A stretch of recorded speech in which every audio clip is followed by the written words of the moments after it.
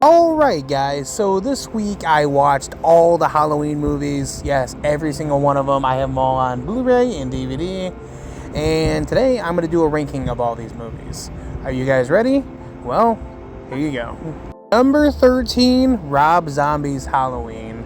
And I'm going to tell you guys this, I really don't like this movie. This one and number 12 were two movies that I had a hard time choosing which one I liked the least, and I did not like Rob Zombie's Halloween for the simple fact of, I did not enjoy that very beginning part with the family, all the language. It really wasn't necessary. No, we're watching a horror movie, but the whole family thing, and then them using all that language was just god awful. And even for a Halloween movie, not necessary. I don't really believe that we should have even got an origin story for Michael Myers. I don't even know why that was even explained. And then we get to the hospital, and there's an unnecessary scene in the mental hospital between two of the staff members there and a female patient, which was very unnecessary. I didn't like the tone overall in this movie, and I just think I was never a fan of this. I remember in high school everyone's just like, oh, we gotta watch Rob Zombie's Halloween, and that's the only one that anybody ever talked about when I was in high school. So for all these reasons and such, I did not like it. One of those movies I don't even know why they even bothered making. But some people like it. I am personally not one of those people. So yeah, Rob Zombie's Halloween, number 13. And surprise, surprise, Rob Zombie's Halloween 2 is my number 12 pick.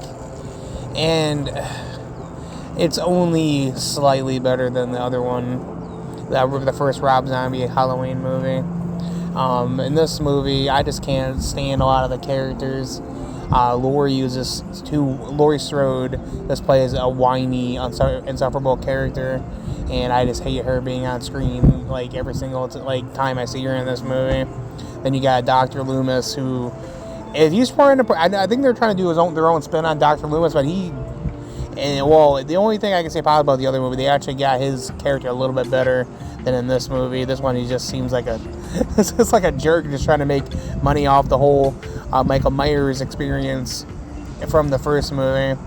And then we got Michael, who we see with his mask off quite a bit, and he literally talks at the end of the movie, and it's just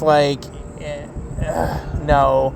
And the whole white horse thing is just what were they trying to do with that?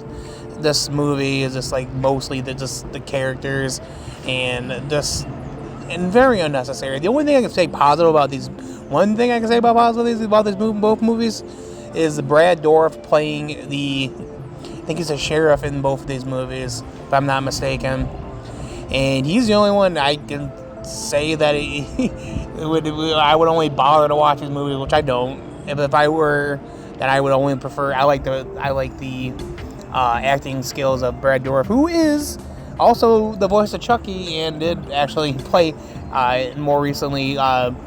Did a more live action. He played himself in several of the Chucky episodes. But yeah. Halloween 2, not a big fan. Halloween 5, The Revenge of Michael Myers. This movie could have been fantastic had they just stuck with not killing off Rachel right at the beginning of the movie and replacing her with a character like Tina. Every time I watch this movie, I'd be like, why did they get rid of Rachel right away in the beginning of the movie, and then nobody even knew she was gone. Nobody even questioned where she was at throughout the movie until Jamie found her corpse later in the movie. But you had such a great pairing with Jamie and Rachel, and coming out from the last movie. They made a great pair, and you can even lean into the fact that they could have just played off where Jamie was turning evil herself from the end of the last movie, but this movie she's pretty much just mute for most of the movie after the traumatic experience of the previous movie, and it just wasted opportunity. And instead we got the Tina character who, for some reason, they thought was a good idea to have her replace Rachel in the movie. Just every time I watch this movie, it just puzzles me why they do these things. Number 10, Halloween Resurrection. And when I was a kid, I used to love this movie.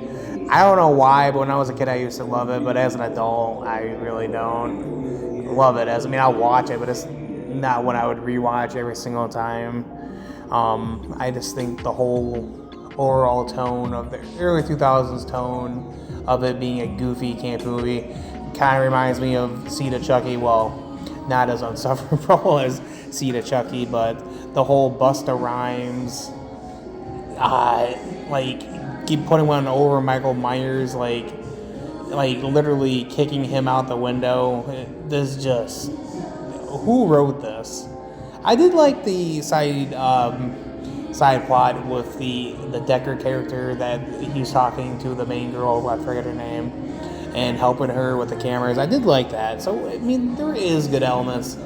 And like the whole Jamie Lee Curtis dying in the beginning of the movie after the epic battle between her and Michael in the Halloween H2O. It's just because they had to retcon that movie to the point where it was just a paramedic that, well, she sliced Michael's head off, but they had to change it to it was actually a paramedic that she killed, and it's just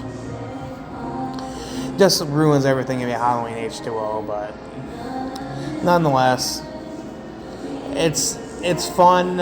It's not boring, so we got that. So Halloween Resurrection, that's the spot I chose it at. Right, number 9, Halloween Kills. I will say this movie promises on the kills. Like, there is a lot of good kills in this movie, and that's a good reason to watch this movie for the Carnage Candy kills. But as far as like some of the other elements go, you got Laurie, who is kind of annoying in this movie, not gonna lie, Laurie Strode.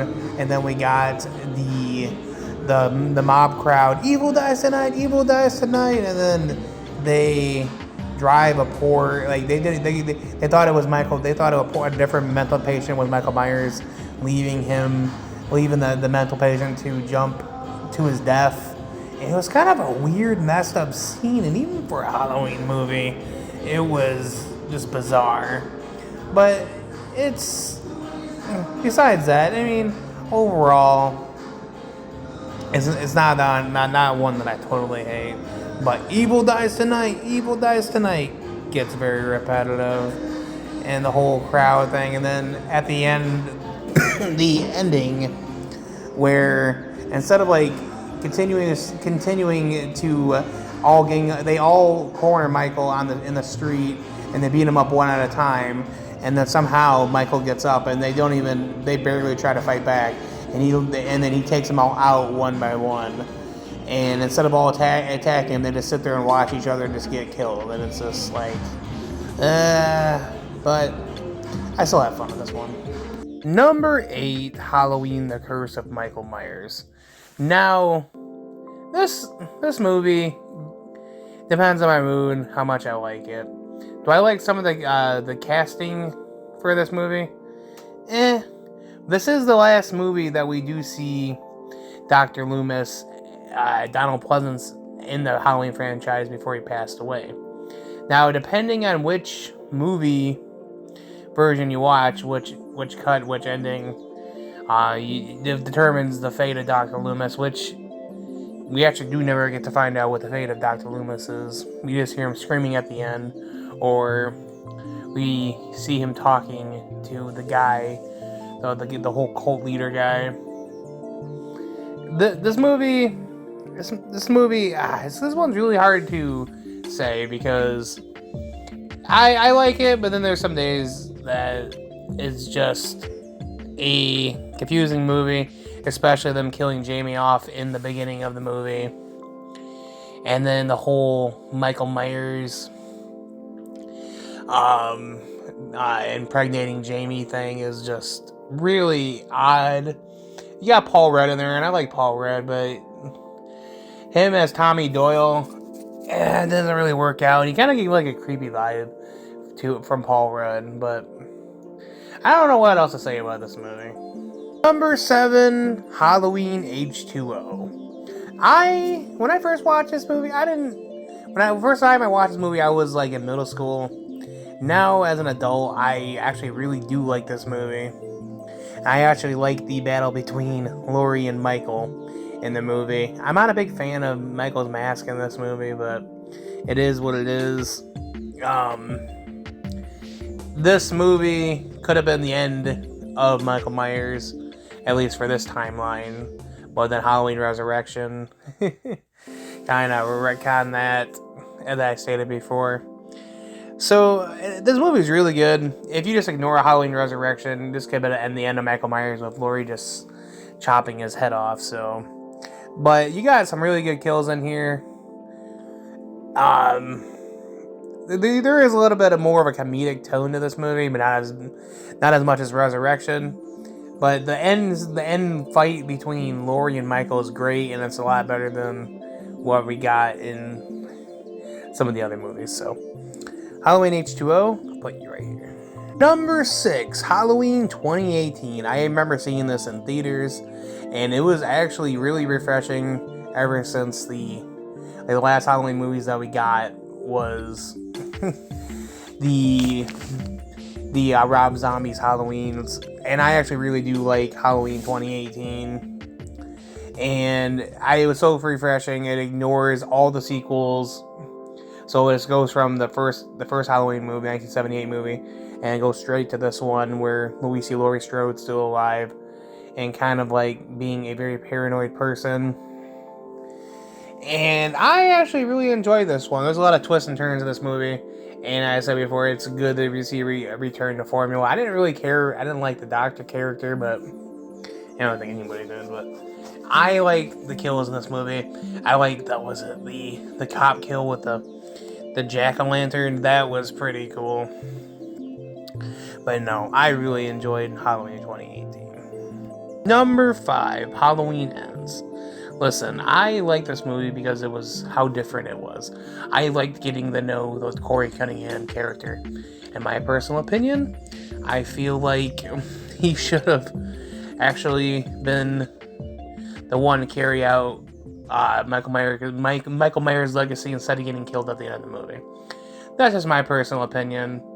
But overall, I like the movie, even if the fight scene between Laurie and Michael was kind of lackluster, and this movie was kind of off-putting in the teasers and the trailers, making it seem like the whole movie was about Michael Myers and Laurie Strode. That didn't really come until the end of the movie. But I love Halloween Ends for what it is. Number 4, Halloween 2. I love how this movie just takes place straight after the original Halloween 1878, and it takes place on the same night with Michael Myers following Laurie Strode into the hospital and as he kills the entire staff in the hospital. I love this movie, but this movie would have been the definite end of Michael Myers, with Loomis shooting him in the eyes and then blowing them both selves up in the hospital. But there was money to be made somewhere down the line, and it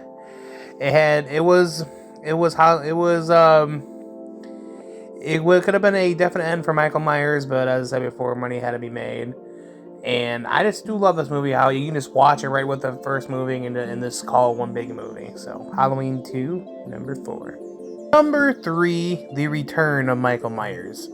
After the box office flop of Halloween 3, Season of the Witch, They decided to bring back Michael Myers because in Halloween 2, Michael Myers was supposed to be dead, and they didn't want nothing to do with Michael Myers, the writers.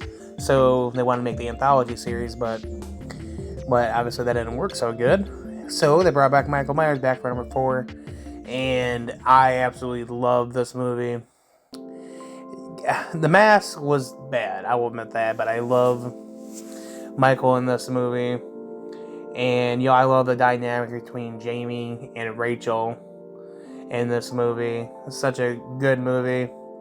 The ending could have been great. It was great with Jamie presumably being the next Michael Myers, until they decided to ruin him in number 5. But I love Halloween 4. This is one of the ones, the Michael Myers ones I used to watch consistently as a kid. Well, when I was in middle school. So yeah, Halloween 4, number 3. Number 2, Halloween 3, Season of the Witch. I might get a lot of hate for this, but I absolutely love this movie. With Michael Myers presumably dead in the second movie after getting shot in the eyes and blown up in the hospital, the writers wanted to do something different, and they wanted to turn this into an anthology series in which, like, every year or so they would make up a new Halloween themed movie, and this one was starting with Halloween 3, Season of the Witch. And I don't care what anybody says, I love this movie. And you hear the jingle, 3 more days to Halloween, Halloween, Halloween, 3 more days to Halloween, Silver Shamrock. I love Tom Atkins in this movie. Absolutely love him. He does a fantastic job. Like him and I forget her name, going to the Silver Shamrock's factory to stop these evil people from giving these masks to kids, and then the whole prank thing. They want to pull this big old prank on the kids, and like their heads exploding and bugs coming out. It's a very dark and very creepy movie, and it's so different than anything I've ever seen.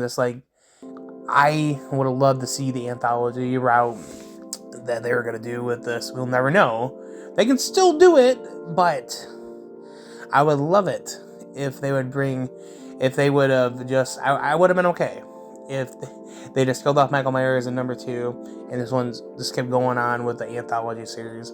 I want to see what would have happened had they went that route, but sadly we'll never see this. But this movie is so unique. I said, if they didn't use a Halloween name, everyone would love this movie because it's unique, and you get the best Halloween feel out of any of these Halloween movies.